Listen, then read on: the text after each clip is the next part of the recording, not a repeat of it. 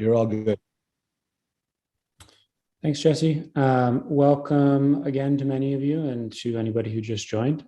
This is the January meeting of the ACES Committee of Manhattan Community Ward 4.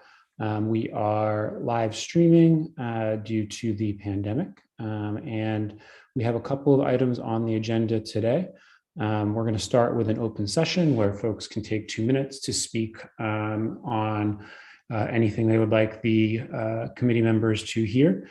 And then we have a presentation from Cafeteria Culture. Then we'll talk old business, new business, and close out. So depending on how things go, this could be on the shorter side of meetings. I am the co-chair along with Alan Oster. And without further ado, we will open it up to folks who would like to speak during the open session. If you would like to speak, please indicate that by raising your hand. Looks like Katie Savage has raised her hand, Jesse, if you wouldn't mind bringing her over.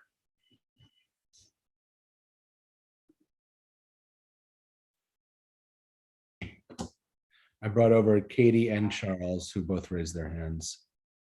Wonderful. And I see Josephine has also raised her hand, and so has Sabrina. So we'll go in the order that and Dave Bauer has also raised his hand. Why don't we go Katie, Charles, Josephine, Sabrina, and then Dave, just because that's the order I saw folks volunteer in. And we can kick things off with 2 minutes for Katie. Katie, welcome back. Happy New Year. Happy New Year, everyone. I just had a few comments on last month's meeting. Unfortunately, I wasn't able to attend, but I did watch it with EDC's City Cleanup Corps. They do have some people in our district. I have seen them on 9th Avenue. I don't know if they're still there because they seem to no longer be wearing their uniforms. But there are people pushing Times Square Alliance bins that are not wearing Times Square Alliance uniforms. And that's what the City Cleanup Corps folks were wearing. They were wearing the green shirts, and they were pushing Times Square Alliance bins on 9th Avenue.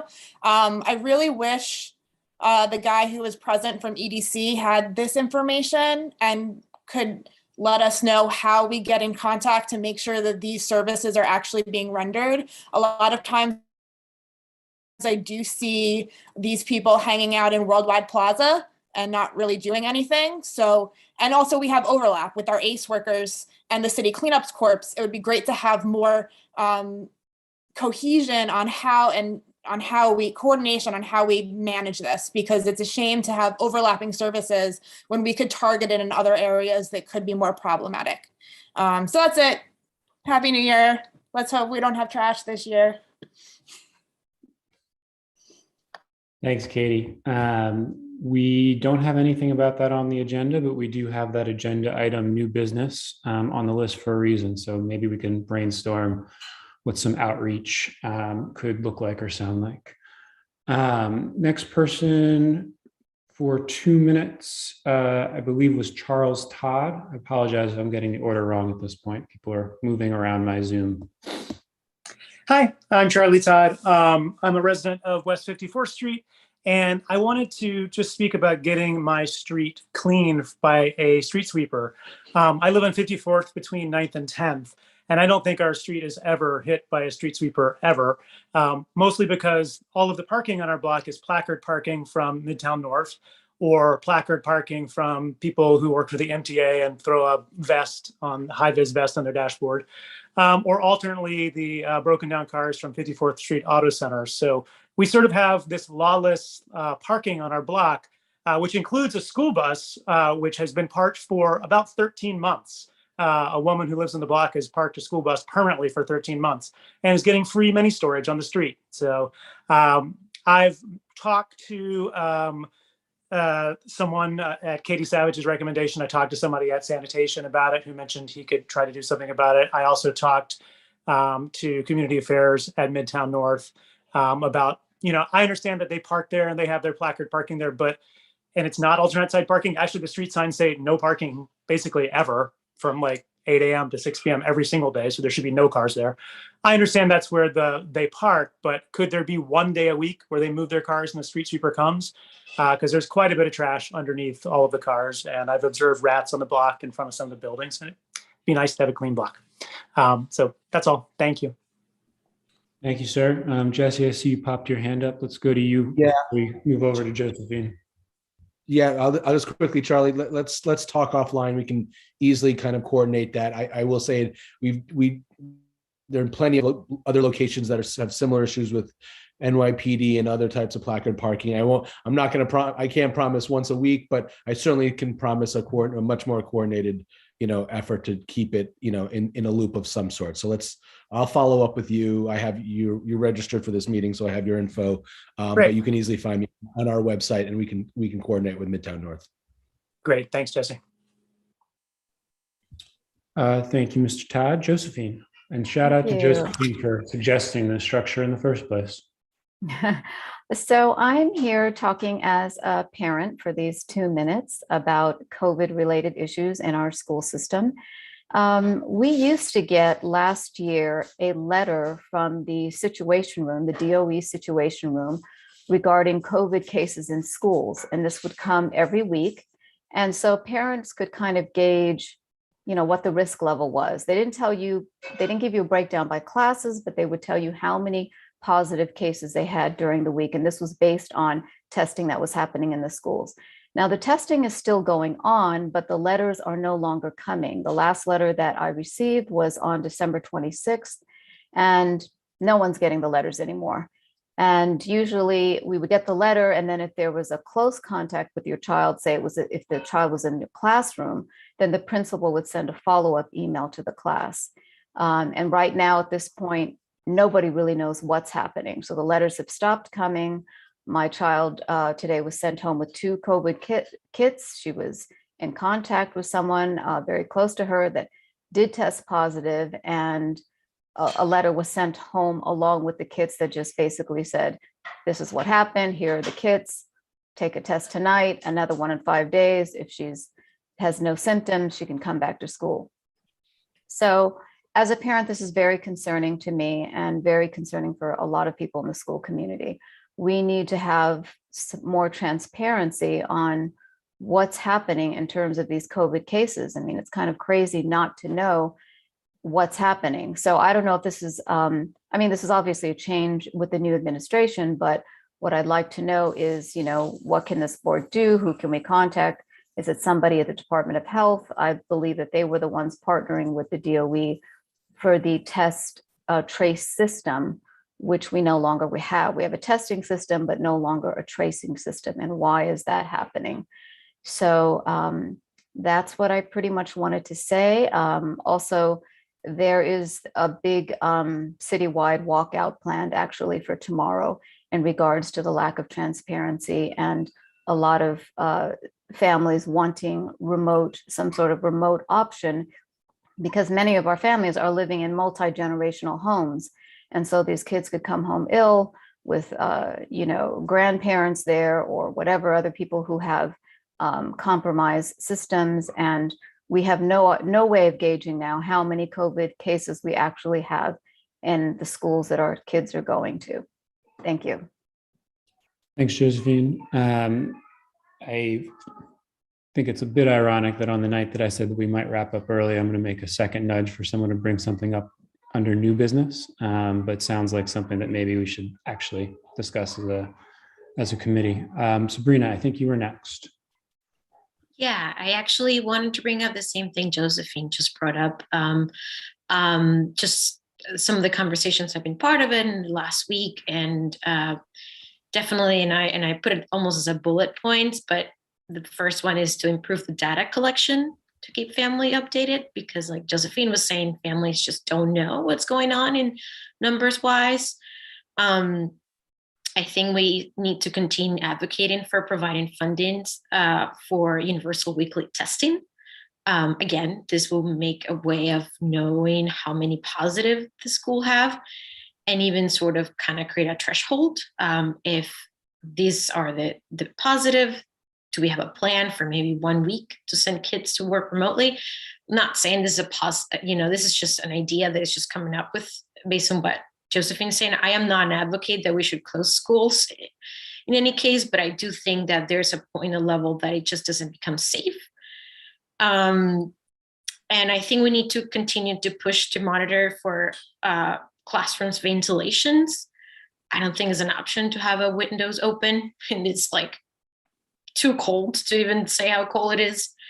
And I also think that we should advocate for send a mask Ignite-5 to everybody in the schools. So yeah, those are my observations. Thanks, Sabrina. I see that Mercedes, your hand is also up. Dave, who's a member of the public, raised his hand prior to you though. So we're gonna go to him and then we'll come over to you, Mercedes. Dave, if you're with us, you have 2 minutes. I am. Thank you so much for having me. My name is Dave and I live on West 24th Street. And I'm joining today to ask for community support and guidance in an effort to repurpose an abandoned newsstand on the southeast corner of West 28th Street and 7th Avenue. The city classifies these structures as street furniture. And I believe that reduced foot traffic and an increase in basic goods are going to be the final nail in the coffin, so to speak, for these structures, making them largely unsustainable. Before the pandemic in 2019, the MTA had already proposed replacing the underground newsstands with vending machines. And I believe the new mayor's Bring Back New York idea is going to finance or lend itself to finding new uses for unused city infrastructure. My use case requires no changes to the structures, and I'm willing to clean and finance the projects myself, but they include both experimental art and community services. For art projects, I would like to use the unit as a tarot or confessional booth at night via reservation or walk-up, something that draws attention and interest to the area. But during the day and on a scheduled weekly basis, I think there's a lot of great community use cases, such as reinstating city services that were shuttered during the pandemic, such as the mobile vehicle that used to visit the community and offer senior MetroCard assistance and in-person 311 assistance to navigate social programs, sign up for city services, and complete paperwork for any in-need population. But other use cases include a distribution center for community information and to promote events, a COVID testing station, chess lessons even, or as a scheduled food distribution point, which partners with Coalition for the Homeless. They're currently driving around the city to do that, or BRC on West 25th, even local restaurants who are throwing food away anyways. But many of the functions outlined today can serve as a proof of concept for other use cases throughout the city as well, because these exist everywhere. Thank you so much for having me today. Thanks for joining us and sharing some interesting suggestions. We have one more hand raised at the moment, which is Mercedes. If there's anyone else who wanted to speak during the public session, please raise your hand now to get 2 minutes before we shift to the next agenda item. Mercedes, all you. Thank you. Happy New Year, everybody. I wanted to talk about what Sabrina and Josephine had brought up. Both my daughters came home today with self-test, even though I kept them home with an abundance of caution because the same thing happened on Thursday last week. So I thought I'd keep them home Friday since there was a snowstorm and the windows are supposed to be open. So I thought it was best to keep them home. But today they also came home with tests. So now they're expected to do 3 tests. I would love a remote option. That was the option I chose last year. I think it should be available for those families that would like that. That's all I have to share. Thanks. Thanks, Mercedes. And I see David Warren, you've raised your hand, 2 minutes. Hi, yeah, I like that idea that the other fellow brought up, David. Maybe we can discuss that at next meeting. Alan or you could do something. I remember Walter, who passed away years ago. He was concerned when we granted the newspaper vendors the street furniture because he was afraid it wasn't going to be sustainable. But I definitely think as long as it's there, I think this guy David, I don't remember his last name, came up with a great idea And I think we should work with that and finesse with it. Maybe he can present to us a more detailed plan where we can have more of a discussion and include our electeds, whether it be Eric Botcher or someone from the city administration. Because I just think I don't want this to just be forgotten.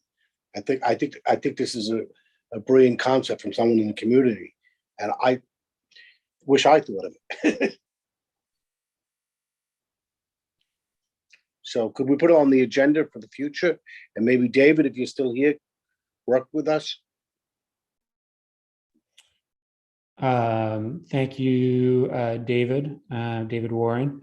And perhaps the best path forward, Jesse, correct me if I'm wrong, is to have Mr. Bauer email Jesse, and Jesse, you can connect him with myself and Alan. We can potentially have either someone from the Street Life Committee or whoever makes the most sense connect with Mr. Bauer about how we move the conversation forward. Alan, does that sound right to you? And Jesse, does that sound right to you?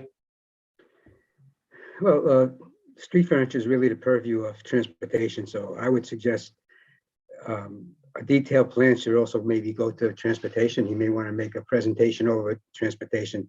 That's really their bailiwick.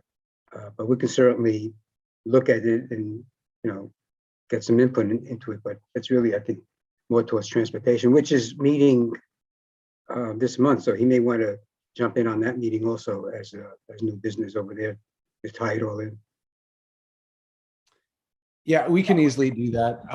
Alan, we can link in. I think David Warren is right. I think, and we can, and you're right too. I mean, we can link in transportation folks as well. And I think we got to do some of our due diligence in just what is the actual agreements and how do we transfer and what would that process look like? So I think we have to do a little bit of our own homework. And maybe David has done some of that, and so we can circle back with him on that, and that's fine. And I know David reached out earlier today, and I had said welcomed him to come and speak at the session. I do believe he's done some preliminary stuff, and so we can definitely follow up with him. Yeah, no, some great ideas for an unused space. Definitely, the community could use it. Absolutely. Yeah.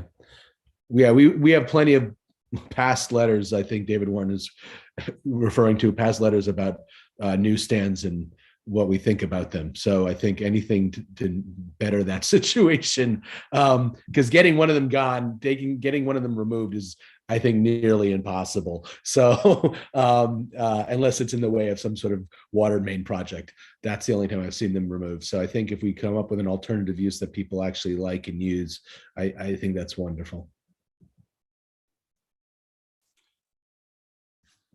Great. I believe that is everyone who wanted to speak during the public session. So we will close out the public session and move on to our presentation from Cafeteria Culture. I will pass the mic to Debbie Lee Cohen. Thank you so much, Kit and Alan, for inviting me tonight to speak. Debbie Lee Cohen, I'm the Executive Director and founder of Cafeteria Culture. I'm going to share my screen here. 1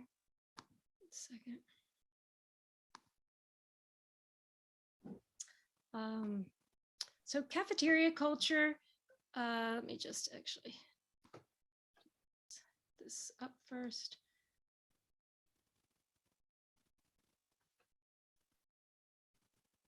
Great.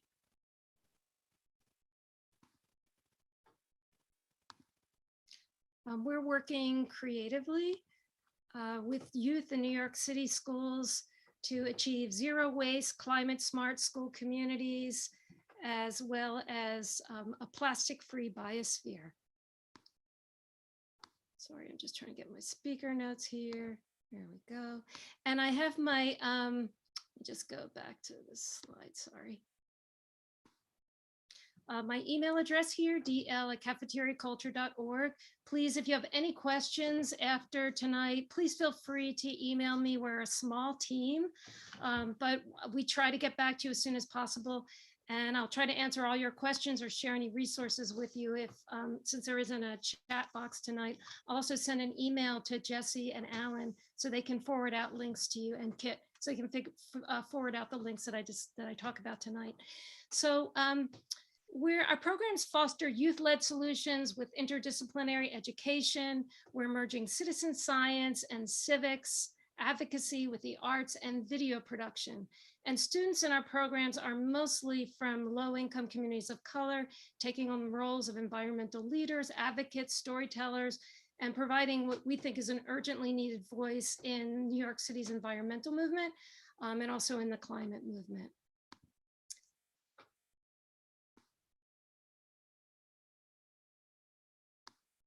Sorry. I'm just going to go over a little bit of background of cafeteria culture. As you hear tonight, I feel the same as many of the people who spoke up tonight in their 2 minutes. The pandemic challenges are just overwhelming, and we're addressing a lot of those. We've been addressing those since spring 2020. And I want to talk about the challenges and also the opportunities that we've jumped into because of those, and hopefully inspire some of you to reach out either to your schools that you're affiliated with or that you live nearby. And then I'll share some of our resources, as well as an upcoming plastic-free lunch day that we just heard recently from Department of Ed. We got to go ahead on, and then a Q&A.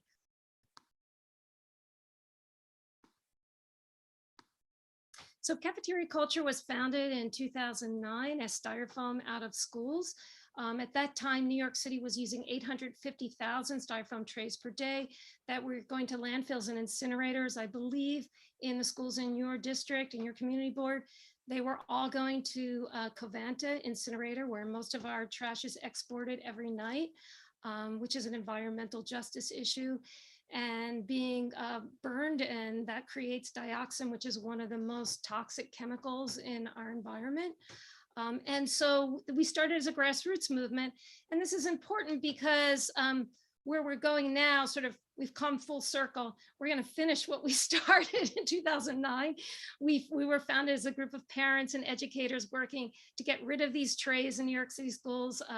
Our first thought was to slam Department of Ed and, you know, figure out how we could use media, work with celebrities. And we ended up instead partnering with school food directors. And we were one of the first partners. They only had like 3 partner organizations. Now they have about 50, and they're really focused on partnering with lots of NGOs around the city, which is pretty great.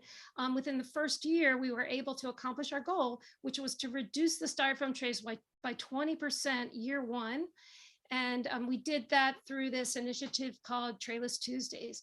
And what's interesting about it was we just led this very small scale pilot, but the pilot was documented well, and it was enough to show people what change could look like.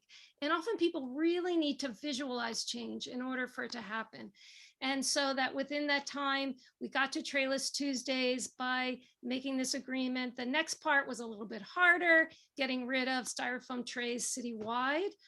We used a lot of data puppets. And first, I had come out of a theater background, so I thought, you know, how do we make garbage sexy? How do we help people actually visualize what garbage looks like amassed?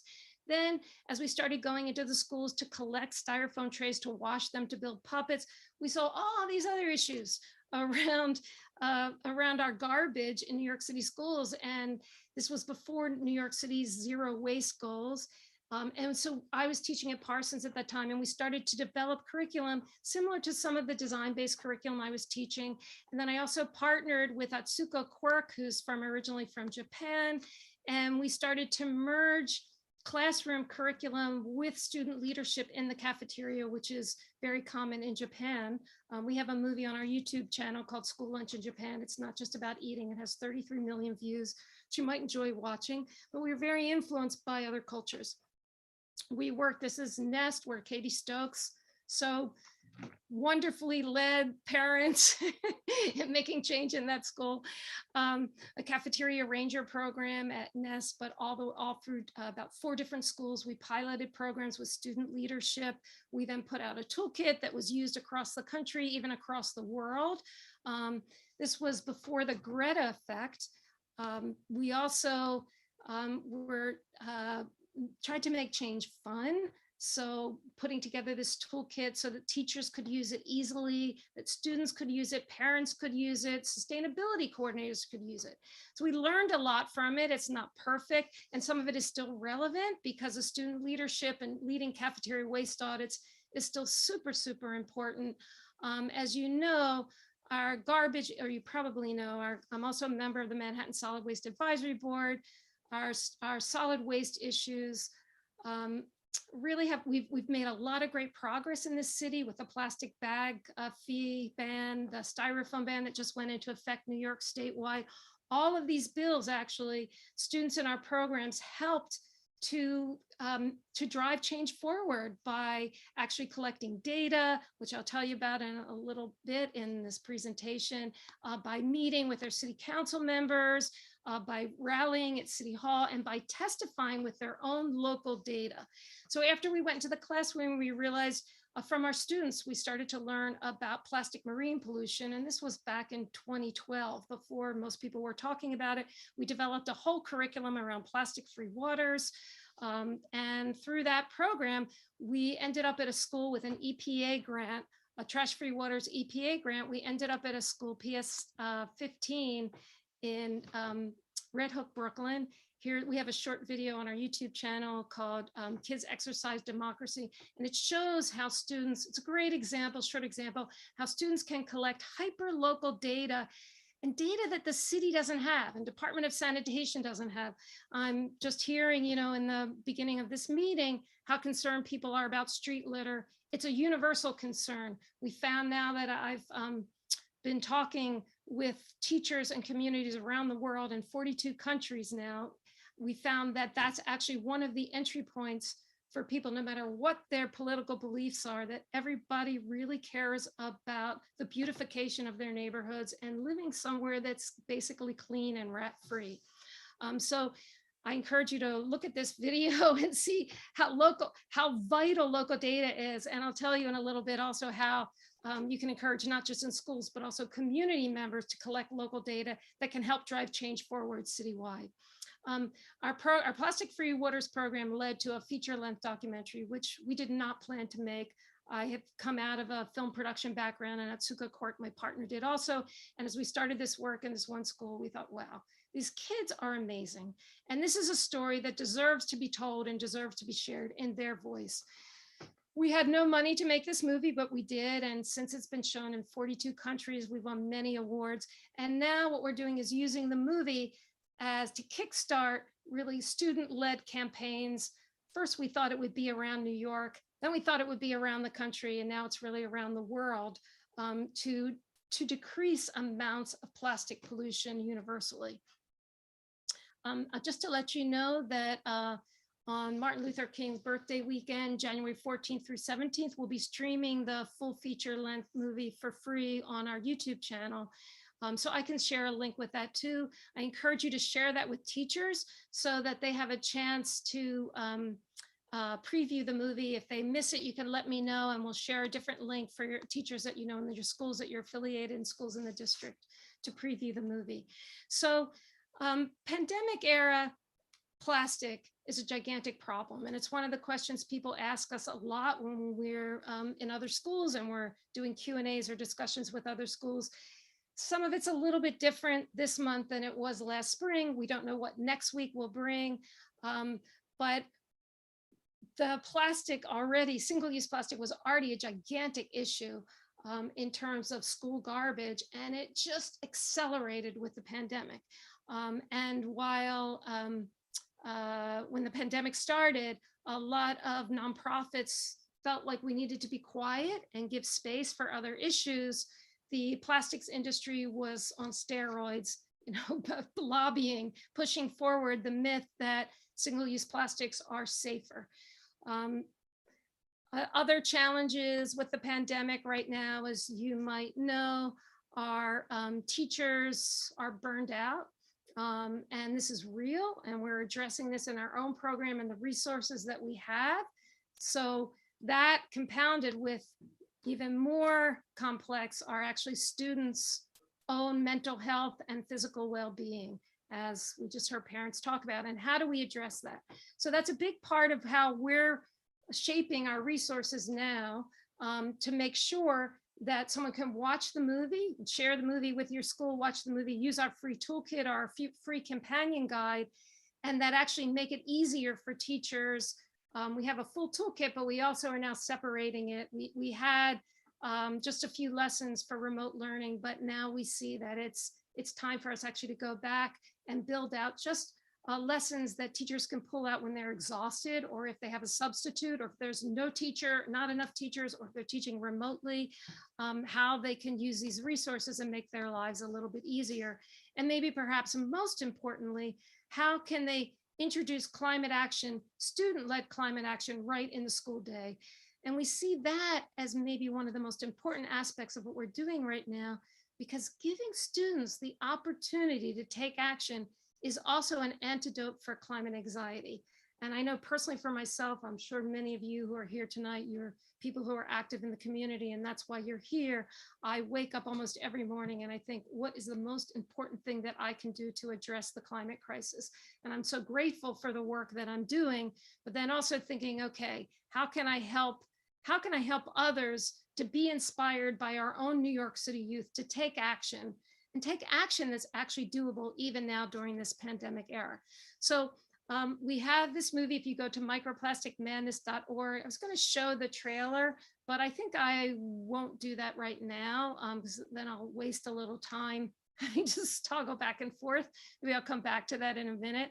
But the trailer, even in 1 minute, gives you a really good overview of our program and the interdisciplinary nature of it, and how important student data, which is both quantitative and qualitative, can make a huge difference in driving policy, not just on a local level within one school, but also in perhaps in community boards, where our students have presented to community boards, also New York City Council, New York State, as we see now with the styrofoam ban bill that was recently went into effect on January 1st. Our students played a major role in that. And now nationally, because each one of those hyper local changes builds up to scale up change. And in order for national policy to happen, and in particular national policy right now around plastic pollution, it's being built upon state legislation that has been successful. So we are a great example in New York of how we've helped to bring forth some new legislation, in particular the Break Free from Plastic Pollution Act, that the work we've done, including our students in our schools, including some in your district, who have played a major role in driving this change forward. So what we suggest for teachers is show the movie, feature length. We have easy to use discussion questions right afterwards. If a teacher would like to show it in 3 parts for younger students, we usually suggest grades 3 and up, then they can do it in 3 separate lessons and have, or even 5 lessons for the whole week, and then have discussion questions right afterwards. But we have games, we have units, full units of lessons, and they can either be used individually or they can be used as a whole unit. Right now, I think for teachers, grabbing lessons individually is probably easier. And I'm going to go into a little bit of, so teachers can sign up for that toolkit. I'll share that link with you afterwards.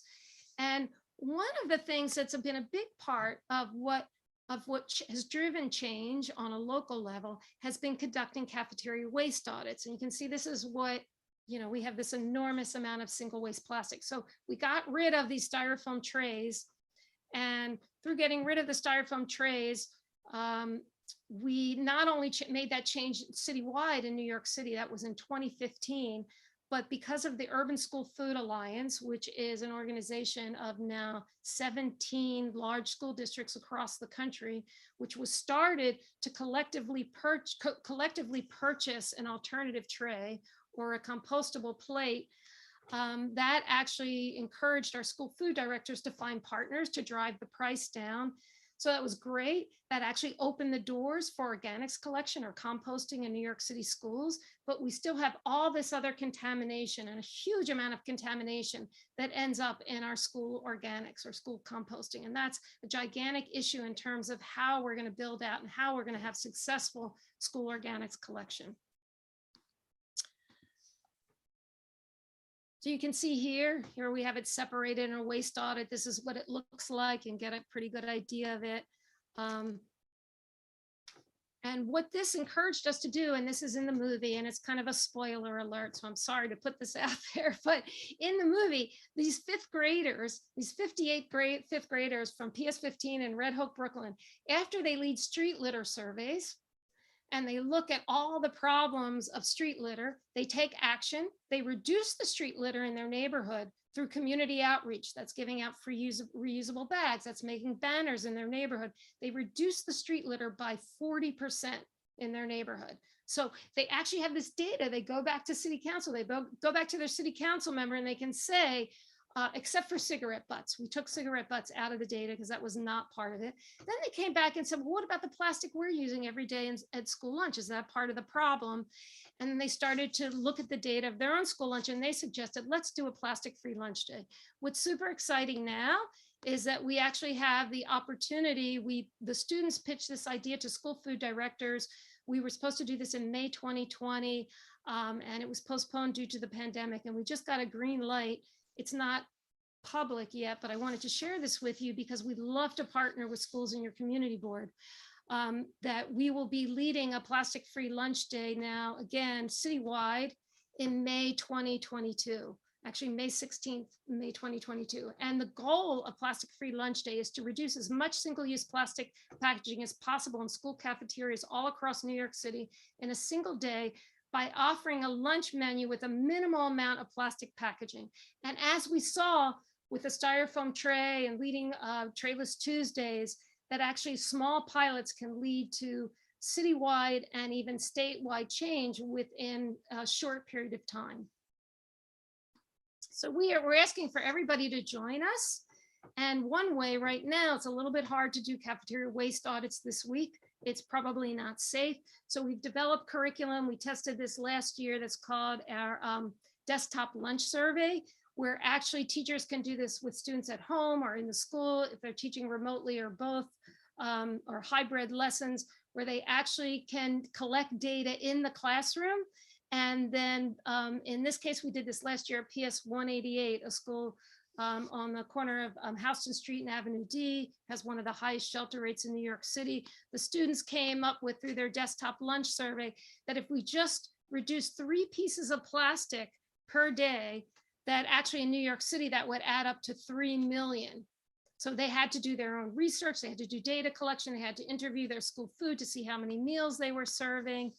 So I'm going to skip the home waste audit and just share a couple other slides here. So we're hoping that we can encourage your community board to actually, maybe you can connect me or parents who are here tonight or other people have connections to the schools. We'd love to share out these resources. We'd love to share the movie.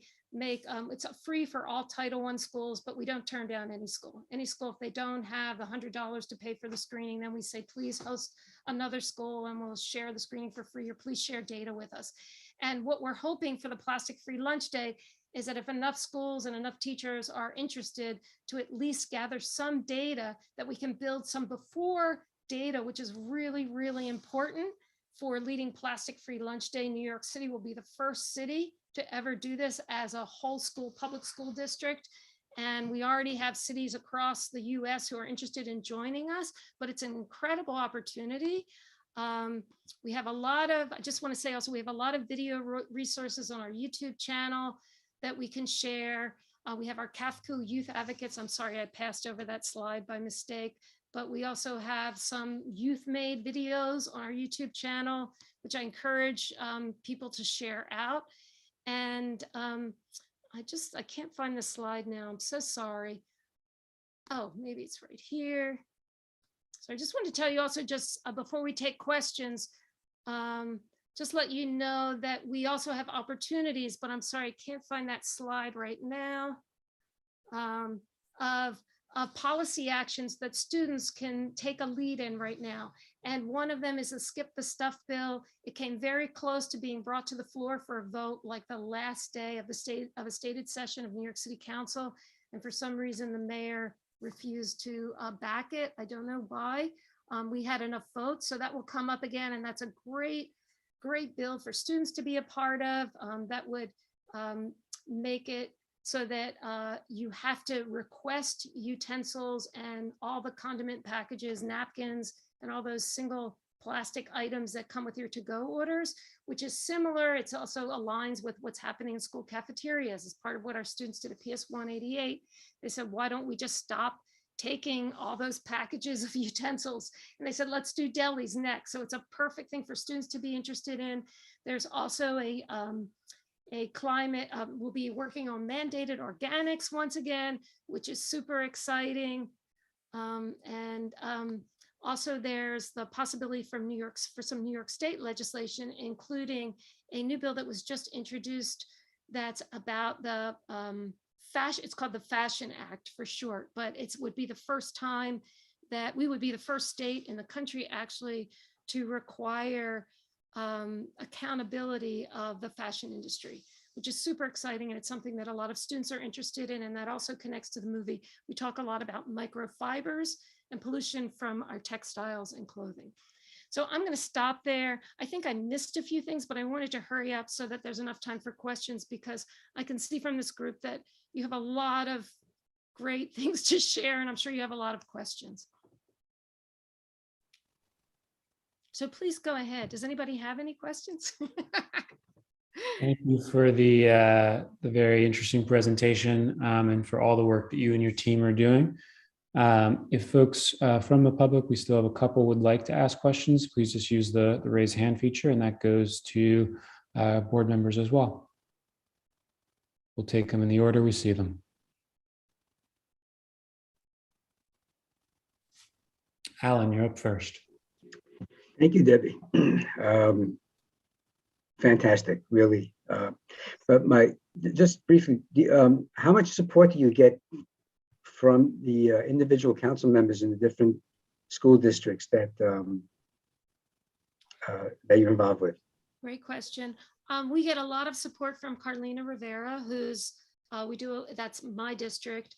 And that's where we started our program. And we still, even though we work across the city now, we don't work in a lot of schools. And our goal isn't to be in 100 schools next year and 200 schools the next year. Our goal is to lead small but effective pilot programs and then to share out as quickly as possible. So we do get some money through Carlina from the Greener NYC initiative, which has been great. I know that Eric Butcher is interested. He actually mentioned waste management in something recently that he sent out. And I thought, thank goodness, we have one New York City council member who knows something. I know someone from the Solid Waste Advisory Board was actually coaching him when he was running for office. So I think that he's definitely interested in a lot of the issues. I don't know about schools in particular, but I would definitely reach out to him. And there's a couple of schools in your district that we've worked with in your community board that we've worked with in the past that I think would be great schools to lead pilots, that could lead pilots without us, in particular, leading up to plastic-free lunch day. So, and some of them places, some I still have connections to, some I don't. But I think your community board has like a great opportunity to play a role right now. Also, as we move forward in getting organics mandated citywide, and certainly in schools citywide. Right now, it's only in half the schools.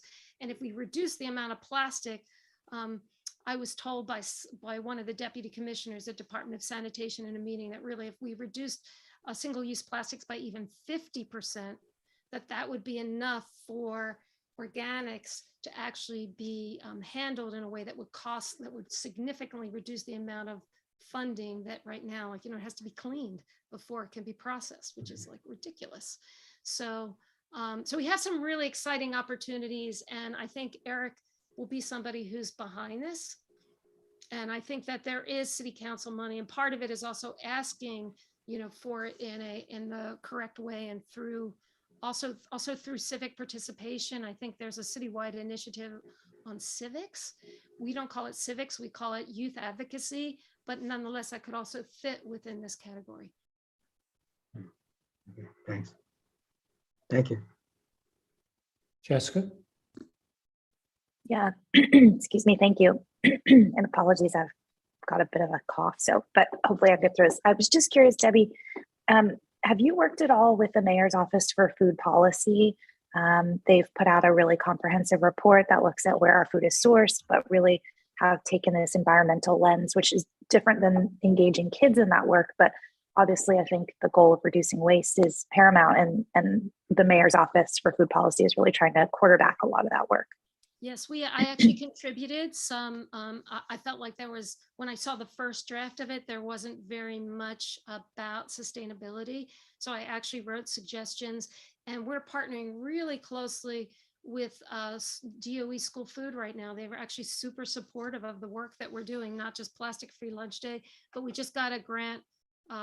It's also not official yet, but I heard last week that we got a grant from EPA where we'll be looking at plastic packaging in relationship to food waste in the cafeteria, which is something we've been doing already, but now we can do it officially, which is super, really, I don't know anybody else who's doing that. And I don't even know if people realize how connected those issues are.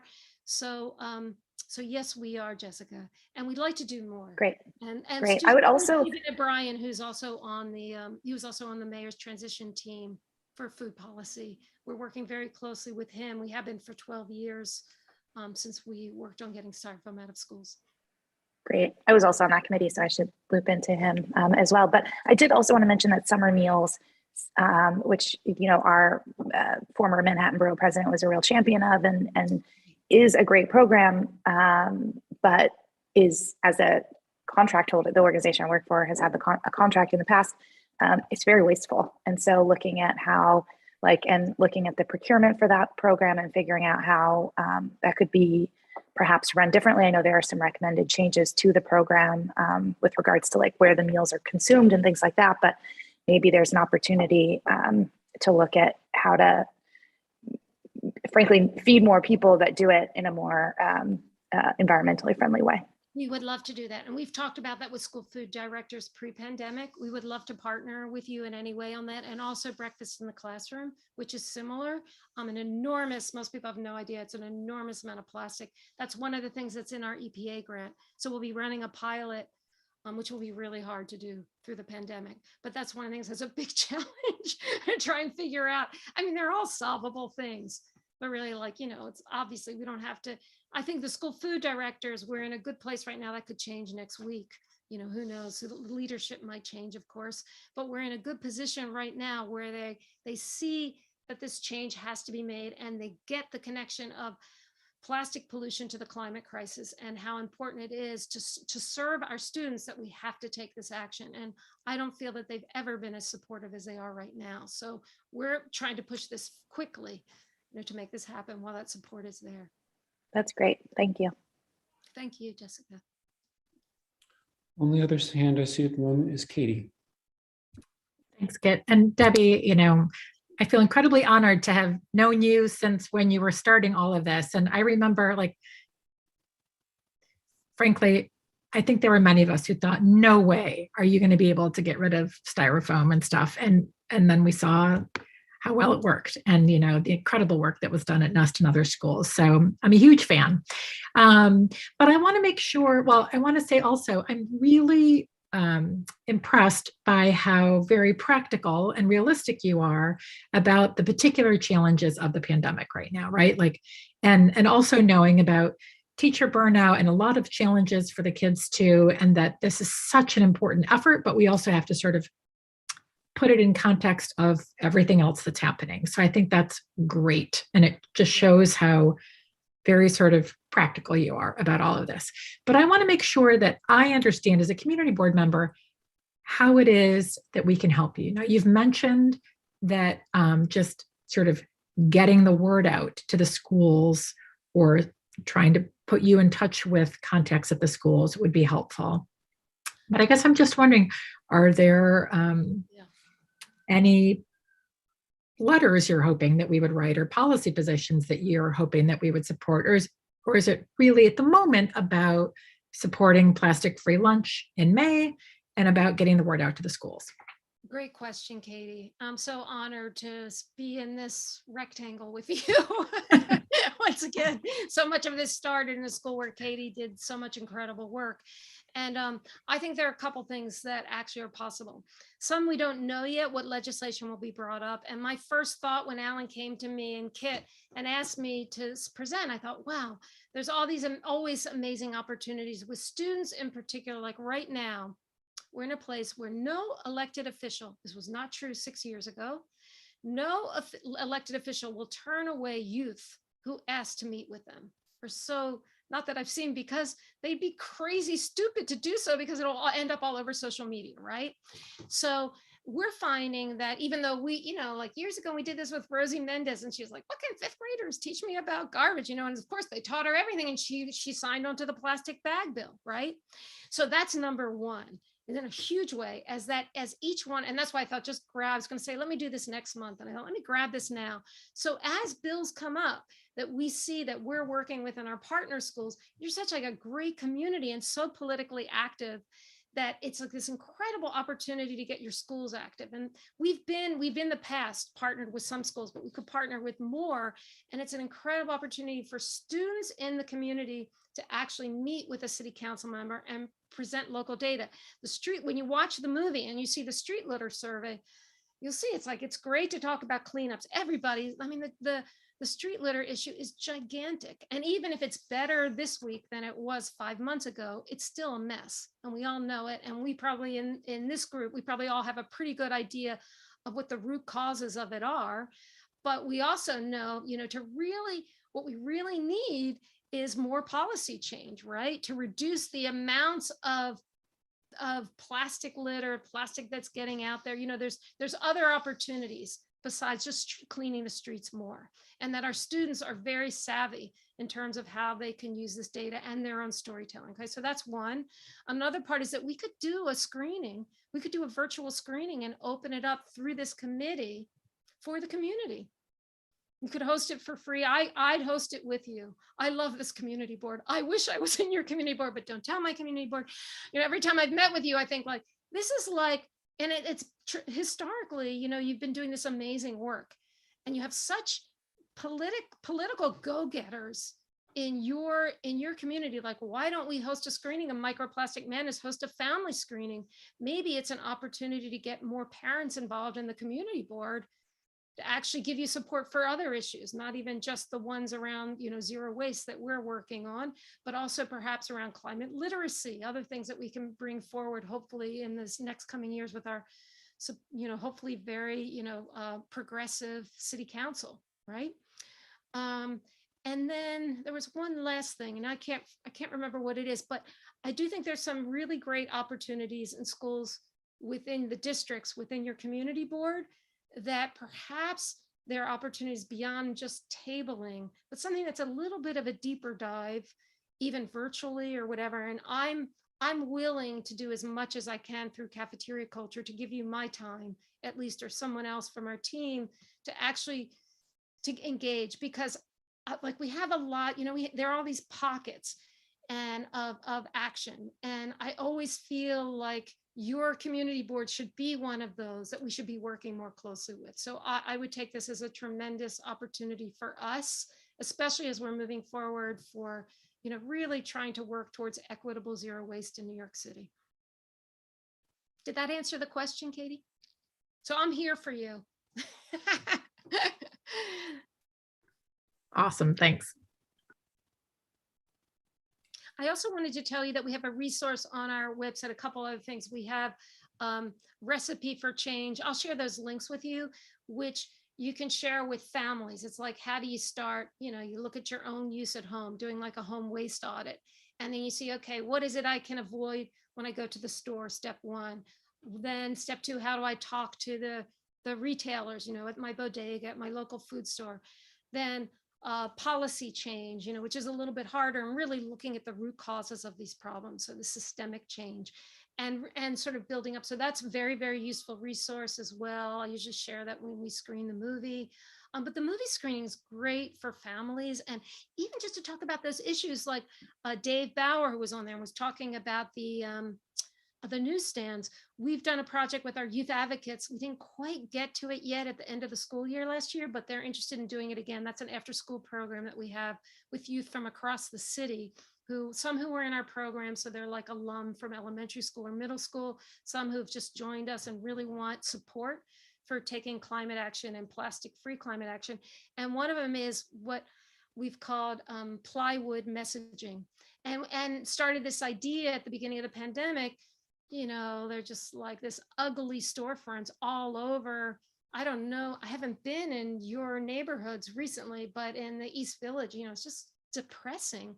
And now it's not just the newsstands, it's like the empty, where the restaurants have closed and now they're, the little sheds are like empty, or they're all locked up and empty, and it's so ugly. So it's like, I actually think it's an enormous opportunity to partner with art teachers in your districts and your school districts to create messaging, and sort of like a guerrilla answer to the city links, that's really with QR codes. Kids can make their own web pages, or they can host them on ours. That's what we're going to do, is like hosting. So you have a QR code and you get more information of what other action you can take. You could post things about the community board and about your meetings, and really try to gain more community support through youth action. Well, thank you very much for the presentation and for answering our questions. It was a pleasure to have you back, and I hope that we will see you again soon. Please do send the extra resources that you mentioned along to Jesse, and then Jesse, perhaps we could consider if any of them make sense for our newsletter, and we can also continue to think about and talk about what we as a board might be able to do to support your important work. Great, thank you so much. And I'll keep you posted on policy updates as well. I'll be sure to keep you on my list and let you know when we need support, and in particular youth support. Thank you so much, Kit and Alan and all of you. So nice to see all of you. Take good care, everybody. Thank you.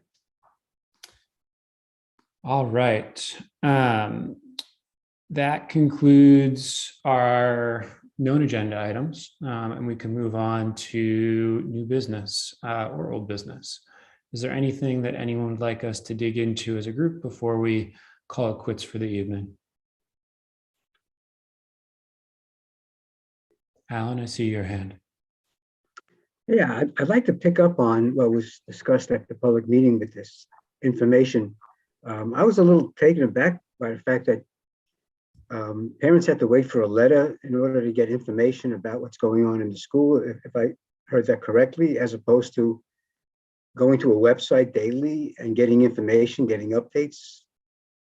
Am I getting that right? I mean, it's startling to think that you have to wait for the mail to come to find out what's going on.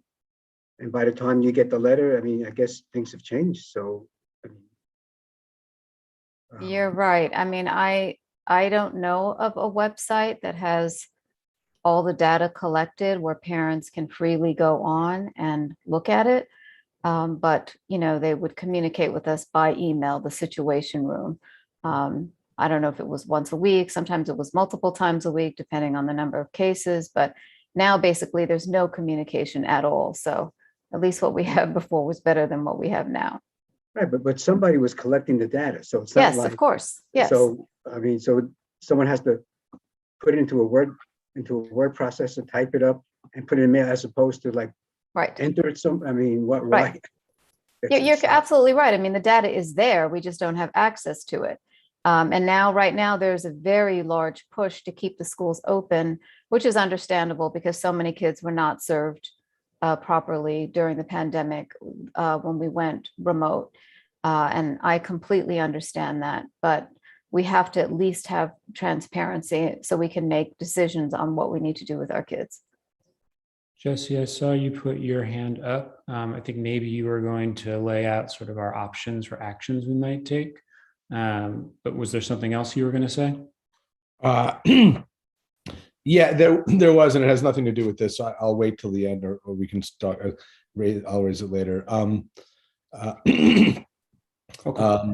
I mean, obviously, we can just, I mean, you guys know we can write do a couple different things here. I mean, we certainly, I don't want to, I don't know the severity and the time frame of what we're looking to try to get answers to. I mean, we could do a administrative letter pretty quickly if we wanted to. I think it would be need to, in terms of something that the board is on, is asking I'm sorry, Leslie, are you referring to me? This is all, I believe it's public knowledge. You can look up each school on the state website, and they will go and they'll give you how many COVID numbers there are, who tested, not who, but the positive tests from teachers, staff, students. And I think it's updated, Josephine, every day. I don't know if that's what you're talking about, but I just looked up just randomly, only because I know the independent schools get a separate one, and you can see that you don't see who gets it, but you can see how many have it, what day they tested positive, and that's daily. And I just randomly went to the just now to the state website, the state health website, and looked up PS33, and it says, and they only have reported up to 1/7. The 7th is the last report. So, or at least here, so it's only 3 days ago, and it says total testing 26 students or total last 14 days 22. Only one new positive on 1/7, and it has all the and then has a charts as well as a 7-day trend for each school. So I don't know, and it's broken down. So I don't know if that's what you're referring to, but it's, or do you want more from each? Because I think these are state numbers, right? So they have to report to the state. Or no, you want a different number? I'm sorry, am I misunderstanding?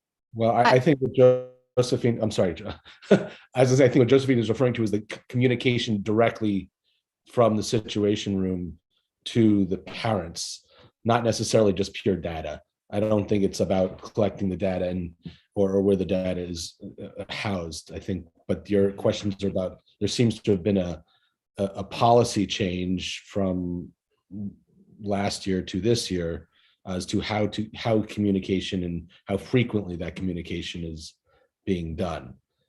We have parents who have limited access to the web. We have parents whose English is not their first language. So whether the website is accessible or not, there are a lot of people who are not going to have that kind of direct access. And I think a lot of this was because parents were afraid. You get the notification in the email, and then maybe I don't want to send my kid to school today. And so this was to mitigate that fear. But the only thing that's happened is that now we're just more nervous and more anxious because we don't really know anything.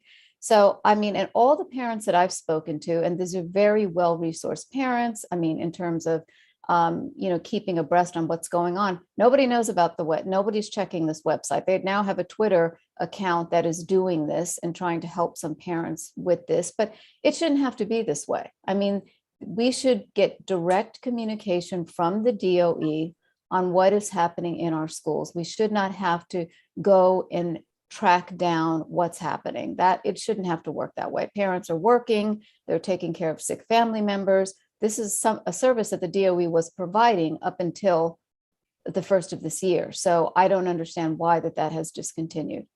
So just before I just to close out what I was saying before, was that I think if we're asking questions, and saying you once were doing this and now you're not doing this, we'd like to understand why, and we feel that we think that what you were doing was very productive. I think I would understand that to be an administrative letter, because we're asking questions. We're not saying, this new, we held a big meeting about this and multiple stakeholders came, and, which is, so I think if we're asking questions and saying we would like to have a follow-up as soon as possible, whether that's a meeting or that's coming back to ACES next month or something along those lines, I think, if worded appropriately, that can be an administrative letter. I think if we want to say what you're doing now is awful, we've had multiple people come and speak about it, blah, blah, blah. I think that's a little beyond where we are right now. I'm satisfied with option one. Yes. Or we could do that, but the issue being that it's not an administrative. Honestly, you could still make that comment. You've got parents on this board. I mean, you've got parents on this committee who have just voiced their concerns in multiple different fashions, and other folks. So you certainly can write a letter, but then it would not be going out until full board. So yeah, I get it. Yeah, and to me, it's that's like the steamship, right? Like we need to try to get some answers a little bit sooner. So I think option one, and we could, also put in the letter, maybe a couple of comments, but I think the real issue is to try to get some answers so we can let parents at least know what's going on. And then I think it's fair to have someone from the Department of Health test and trace committee or whoever they are to come and speak to our board. I know that other boards have actually asked them to come and speak to try to find out what's happening, and they're sort of like dodging bullets, like they're not coming, they're not talking to anyone. So it's certainly something that we can try for next month, but I was hoping to get something out sooner than full board, a letter to try to get some sort of answers. So it sounds like we're at some point going to get a motion for an administrative letter, which I agree with Josephine makes sense in this context. Do you want to hear from other folks who have raised their hands? We have Wendy and Katie, and then there's at least one or two pieces of context that I'd like to share before we try and align on what the contents of that letter are going to be. So let's go to Wendy and then Katie, and then let's press pause, and then we can keep going. Wendy, I think you're on mute.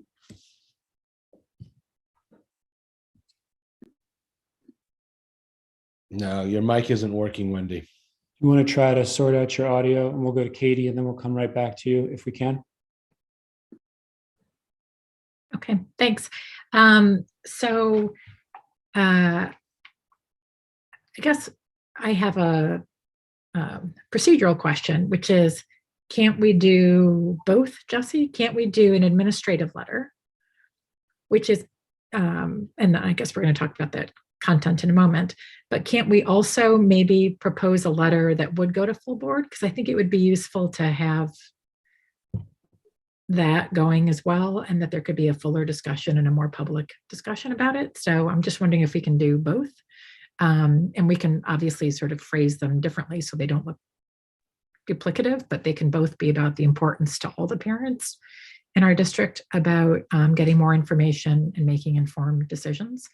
And I guess one question I have, my understanding is, but because my kids aren't any longer in elementary school or, in K through 12 in the city because they graduated, but isn't it the case, and Josephine or the other parents can tell me, that, as you said earlier, if your child is in a classroom or whatever, there's some thought that your child was exposed, then you are getting a letter home that day with the testing kits, right? So there's that kind of information to you as a family about sort of direct exposure, but there's no longer the information from the situation room. Is that correct? Yes, let's just answer your first question first, Katie. Yes, we can do both if we want to. Sorry, Jesse, go ahead. Great, thanks. Yeah, you're definitely right about that, but kids, they have lunch with kids that are not directly in their class. So if a kid tests positive in a class, then yes, supposedly all the kids in that class are being sent home with a test, but that child could have been having lunch, as in this case, what happened with my daughter, with a kid from another class. So she happened to be in the school for a while, so the counselors knew her and singled her out, and another group and some other friends, and said, and sent them home with the test. But basically now what's happened is they have the policy is sort of test to stay. So if a child tests positive in the class, then tests are sent home for the rest of the class, the rest of the students, and then you have to test negative in order to be able to come back to school. So that seems to be the policy that they've moved to, minus the alert system that they had before. Okay, so you're saying that so you have to, if your child sent home with 2 tests, before your child can go back tomorrow, they have to test negative, and then they have to test 3 days later or something. Okay, got it. That's helpful. Thank you. Wendy, how's your audio situation? I don't know. You tell me. Can you hear me? Okay, great. Wonderful. So I think my question was answered, but just to clarify, there wasn't a decision or an announcement made from the DOE that they were stopping these letters. They just have stopped in the new year. Is that right? You're on mute, Josephine.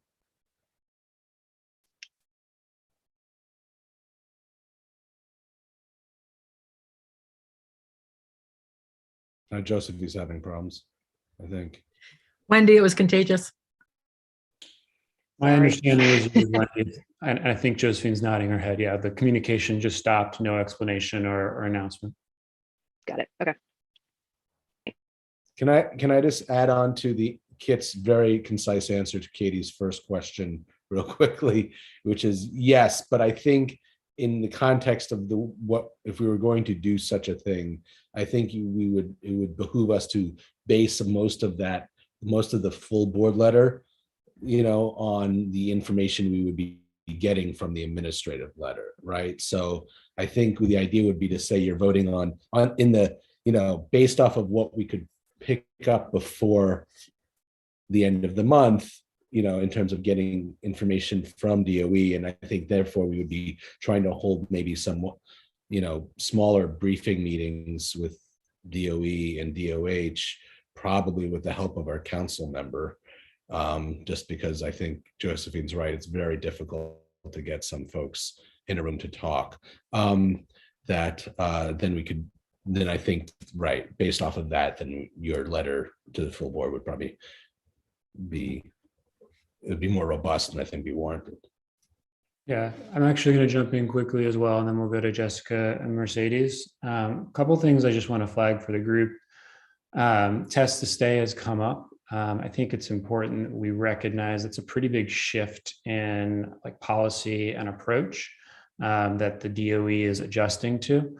And anything that we put on the record, I would just hope that we can sort of be cognizant of that. The other thing I would say is both folks at the DOE and folks who are working for the health department doing the testing and the tracing are probably busier than they've ever been at any point in the pandemic, like right now. So we should be sensitive to that reality in terms of things like how many questions we plan to ask, and if we ask anyone to meet with us or ask anyone to show up at our next meeting. Let's just be, realistic about what they are navigating.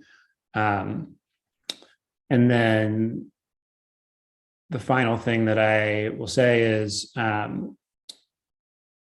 it is a brand new administration or brand new team.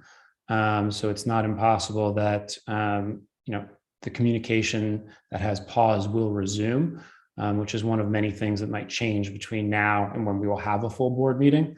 So it's, I think, important that anything we write is written with sort of a understanding that it's a fluid situation and likely will change over the next couple of weeks.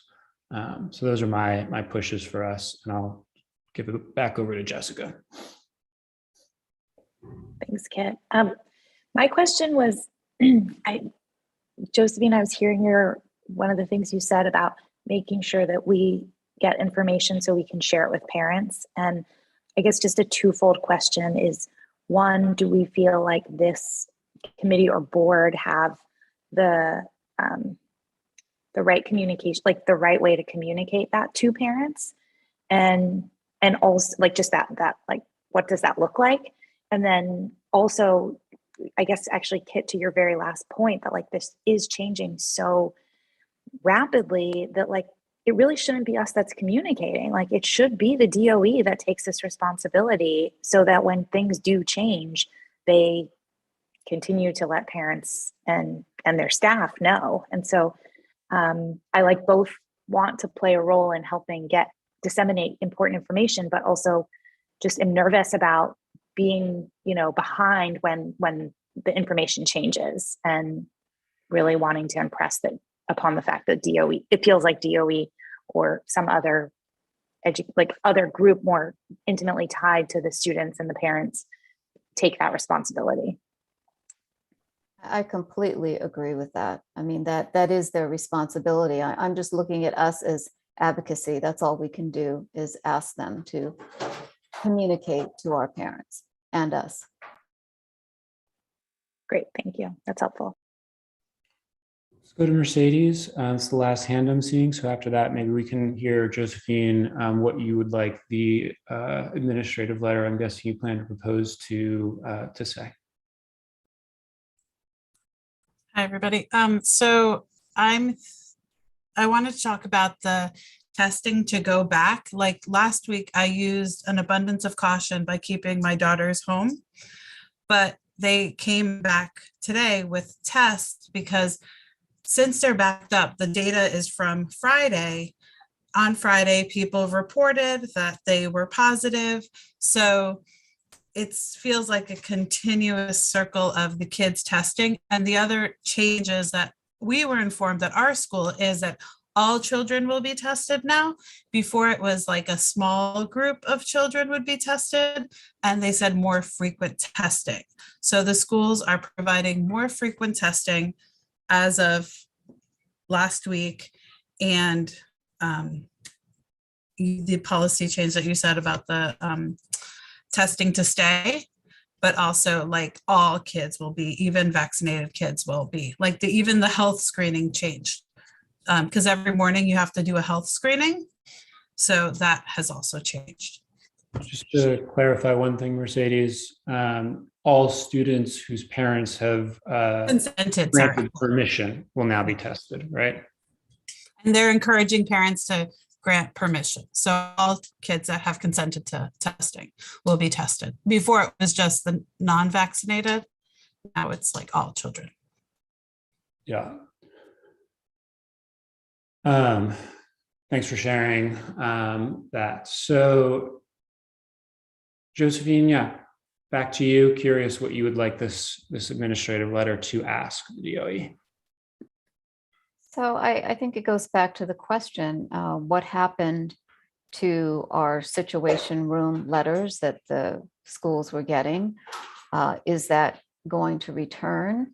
And if not, then how does the DOE plan on communicating directly with families, regardless of the website? And I, would also like to put in the letter how, this sort of trying to find this website, what's on it, that's difficult for many families to navigate, especially in our district when we have so many, our high schools.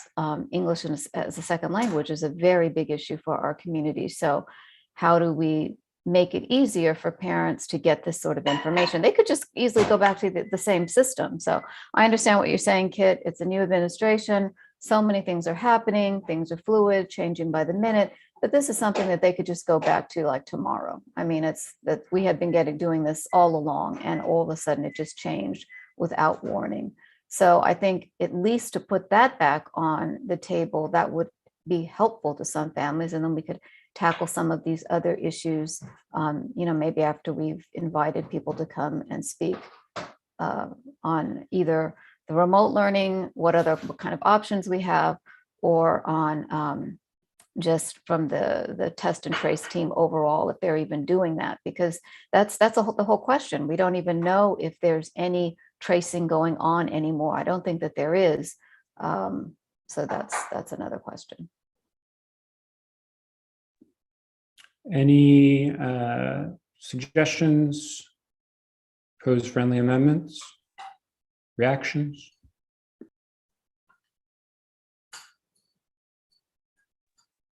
I think that all sounds good. I guess, maybe to your point, Kit, maybe just as to tone of the letter, maybe it's, we want to share how important or valuable it was to families in our community, in our district, to receive these weekly updates. And families are concerned that for the first 2 weeks of the year that they haven't received the updates. And we're just looking for information as to whether or not these updates will be, restarted soon or something. So, and to your point, Josephine, and if not, then how does the DOE plan on sharing important, this important information with families. And then I think, Josephine, we should mention your point about, so many of our families, especially in our high schools, English isn't the first language. So I guess it would sort of be more that way, just sort of saying, hey, this was great. And we just want to make sure this is going to continue. And if so, when, and if not, how are you going to do it? Instead of, why did you stop? Start writing on. It's basically the same thing, but it's a different tone. Of course. I was always planning on a civil tone. Yeah. I just I know you're so good at writing and these I'm things. getting this out. So, Yeah. but when I'm writing a letter, obviously it's coming from a different place. I'm not Yeah. going to say what I'm saying here. Yeah. Fair well, enough. I will, but in other words. Yeah. Yeah. Got it. Cool. And I think it sounded great. Any other suggestions on administrative letter content? All right. I have one small suggestion, Josephine, which is let's address it to the first deputy chancellor among others. My understanding is that's the role that actually supervises the situation room, and I have a relationship with the new person in that position. So potentially we can follow up more effectively if we make sure that he sees it. Is Josephine writing the letter, or? That was my presumption, but Josephine, I guess you never actually said that you would do that. Are you okay writing it? I'm fine writing the administrative letter, and then maybe if we do a follow-up next month, someone could do the next one. I'm happy to get the ball rolling on this one, though. Sorry, and just to clarify, and Josephine, did you say that in this letter that you're also just going to raise the question about, like, by the way, is tracing still happening? Is that right? Yes, I think it's important to mention Awesome. that, and also to add, somebody from DOH, Department of Health, because they were working with the DOE on this. So I think it's, wise to have them both on this letter, address the letter to both. Leslie? I'm just wondering out loud if this is like Josephine, you were saying it just stopped. I wonder if this was a conscious decision by the new Adams administration not to do it for whatever reason, or is it something that just got overlooked in the transition of power? So I don't know. I don't know if, there's if some wording could be included, in the letter. I'm not sure what the word on the street is about that, but.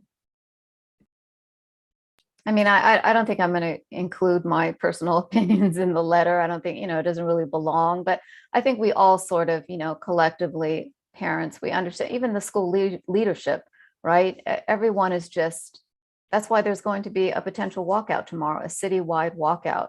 Our school actually emailed us about the walkout. So they were not necessarily encouraging anybody to participate, but they were saying what was going on. So there's a lot of frustration. Very little answers are coming through. So our teachers, our principals, they're doing the best that they can do, but they're not getting the same kind of answers that the parents aren't getting. So it's difficult all around. Katie? Sorry, I'm just not sure. So you were talking earlier about maybe then there being we ask for a meeting in the next week or two, sort of before full board. So do we ask for that meeting in the administrative letter, or is that how that works? I see Jesse nodding. Yes. Okay. Normally an administrative letter would be for asking questions and sort of then making a request of that nature. And with best hopes. We're not demanding by a certain date or anything like that, but as quickly as sooner than later, and then that allows us to then follow up, hopefully with Kit's good relations and maybe with our council member if need be, and see if we can have a moment in time to have that conversation. Got it. Good. All right. All right, so unless there are any other questions or suggestions, we will need like an actual formal motion from somebody who's not me, but it's an administrative lever to ask two main questions. One, why did communication about spread at schools cease, and is it going to resume? And number two, what is going on with testing and tracing in the current policy and approach. Is there a motion? I see Katie, second. I second. All in favor? Favor. Anyone opposed? All right.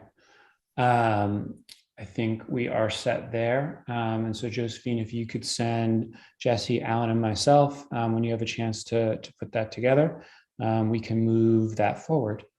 Any other items of new business? Go ahead, Katie. So what's the process? Like, should we propose now that a letter might be drafted and proposed at full board after a meeting if it happens based on the administrative letter? Or do we just see what comes up during that meeting and then draft it and send it to the committee or something? Jesse, what do you think makes the most sense here?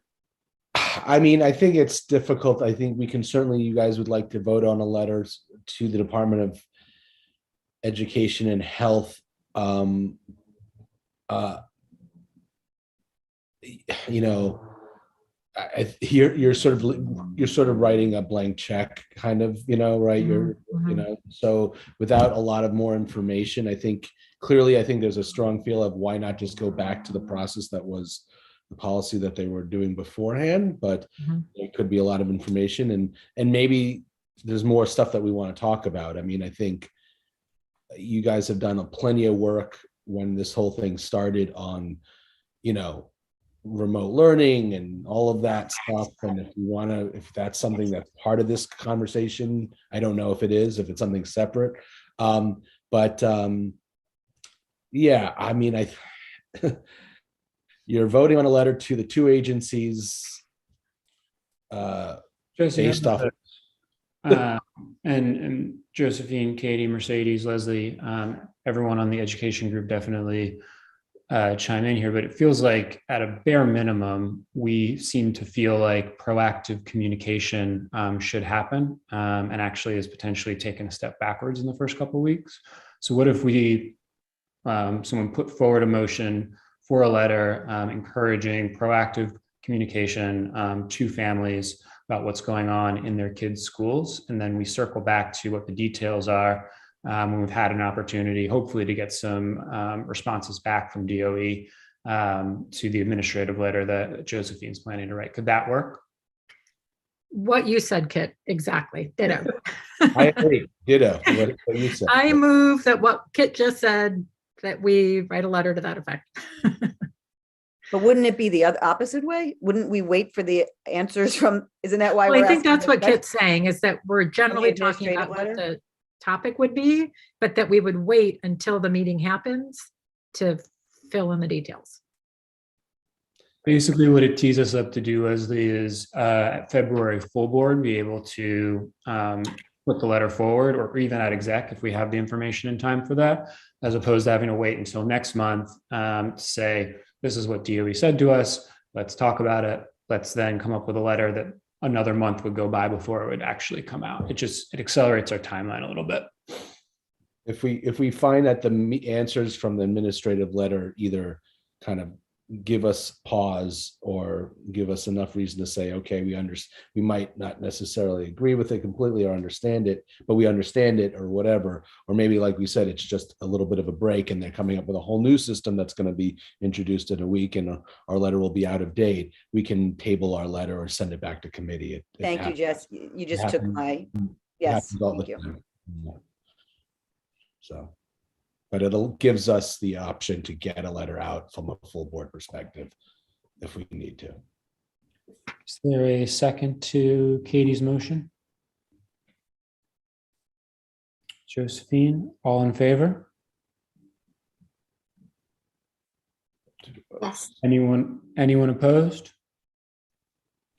I was in favor. I realize I did not vote visibly or audibly. That passes as well. Any other new business items? I just wanted to highlight, I think I let Kit and Alan know, but Alzora stepped down from the board officially last week. So just to let everybody know, she's moving to Pennsylvania by the end of I believe by the end of this month. Good news Thank for you. Pennsylvania, bad news for us. Mhm. Alan? Is there anything we want to do to encourage cafeteria culture at this point? Anything, anybody we want to reach out to, or maybe a small group of parents who have kids in school or had kids in school could maybe think of something to come up with, and we can get the word out or get some resources out to individual PTAs or something in that nature. Katie, you look like you're thinking, Katie. I was going to say, and also there was Debbie's suggestion of maybe hosting a screening somehow. Like, I know that sort of big group stuff, maybe this might not be the time at the moment. Maybe we wait for that. I mean, we certainly, I'll offer that I'm willing to help, obviously, anybody who wants to take the lead on this with, we can set up meetings with, or try to set up meetings with some, maybe some superintendent folks, assistant to superintendent folks, certain principals that we think would be great, follow up with Debbie and sort of get specific schools that she thinks we could work on. I'm happy to help coordinate all of that stuff if someone is interested. But I'd certainly like to encourage Eric's office, maybe Jordan or maybe Matt Green, just to get them in touch, and maybe they can come up with some support for cafeteria culture on their end. Because maybe just to reintroduce it. I'm sure she's been in touch with them, but maybe just to let them know that we had her here making a presentation, and we're very impressed with it. They should try to do what they can to get them into the schools also. And Jesse, I'm happy to be the contact person or the one to sort of help coordinate it from our end, because I've seen how great it can be. All right, that'd be fine, Katie, I appreciate that. Not that you have your hands full already, but yeah, we can. So why don't we circle back with Debbie and come up maybe with a more kind of specific action plan. Concrete, marvelous. Yeah, more concrete. And listen, I mean, the world of Zoom, doing a screening is a lot easier. You can get a lot more people to watch That's something a really good point. From their home. Yeah. So if we want to work on that, that's something that's easy. It doesn't require a quorum. It doesn't, we can certainly try to figure out the technical stuff. And if we want to do a kind of a panel kind of thing afterwards or something along those lines, that's something we can always think of too. Chelsea, I like the way you think. That sounds awesome. Okay. I'll circle back with you. Thank you. All right, great. David Warren. I like Jesse's idea of definitely getting Eric Botch's office in the loop. But what I'm about to ask now has no segue to what we were discussing, but it involves, it's an interest to everyone, is at the last full board meeting, they kind of insinuated or said that we were going to continue with Zoom indefinitely. But when I look at the website says we're going to stop on January 15th. So I'm wondering, what are we doing? Sure. So technically the extension of the suspension of the open meetings law goes to January 15th.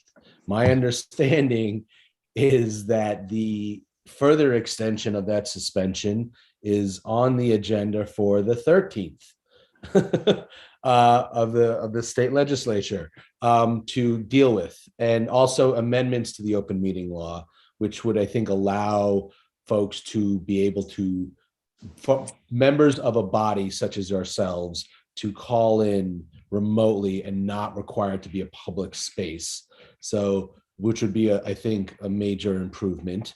So each of your homes don't have to be listed as on the agenda as a meeting space, and you have to welcome in complete strangers to your homes. So from my understanding, because no one is losing their marbles about this, that extension on the 13th will happen, because everybody needs it to happen for businesses and boards to do their stuff. I don't know how long that will last. So, but technically still until that extension is extended, we're till the 15th. So that's why it's listed as that.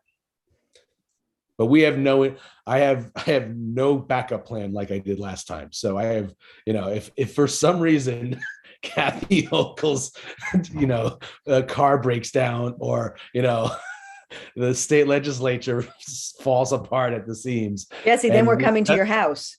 That's and it what will doesn't happen. get voted on. We are, we'll have to figure it out. So. I think they just extended that the meeting law for co-ops and condominium meetings indefinitely. So I think they're in the process of probably going down the list. Yeah. If someone else if a lot other people's hairs would be on fire at this point, if everybody didn't, I'm taking the temperature of all the other bodies that need to do this, and so.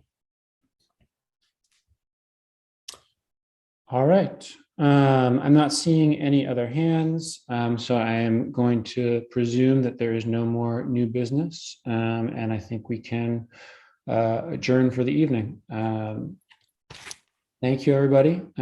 Stay warm, stay safe, and we will be back next month. Super. Great meeting. Thank you all. Have a good night, everybody. Thank you. Have a great month.